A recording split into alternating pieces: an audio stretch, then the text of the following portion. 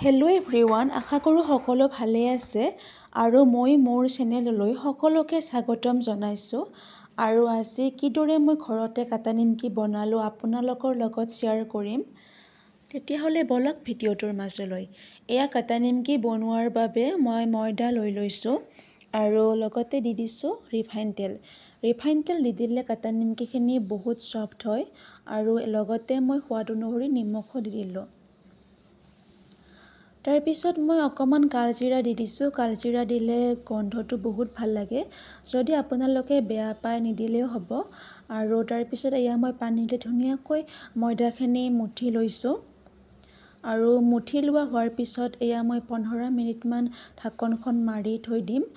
আৰু এইদৰে ঢাকনিখন মাৰি থৈ দিলে 15 মিনিটমান ময়দাখিনি বহুত ছফ্ট হয় আৰু কাটা নিমকিখিনিও ফুফুয়া হয়। আৰু এয়া কাটা নিমকিখিনি ধুনীয়াকৈ বেলি মই কাটিব লৈছোঁ। আপোনালোকে বেলেগ ষ্টাইলতো কাটি ল'ব পাৰে। আৰু এয়া মই কাটা নিমকি ভাজি আছোঁ। ৰঙচুৱা হোৱালৈকে মই কাটা নিমকিখিনি ভাজি থাকিম।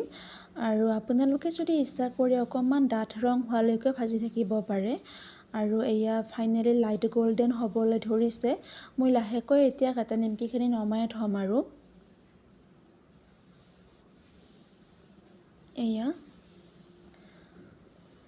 এয়া ফাইনেলি কাটা নিমকিখিনি মোৰ ৰেডি হৈ গ'ল। আৰু আপোনালোকে যদি সময় পায় কেতিয়াবা ঘৰতে বনাই চাবচোন। দোকানতকৈ বহুত বেছি ভাল হয় খাবলৈ আৰু বহুত টেষ্টিও হয়। তো আজিলৈ ইমানেই আছিল। আকৌ লগ পাম এতিয়া নেক্সট ভ্লগত। বাই।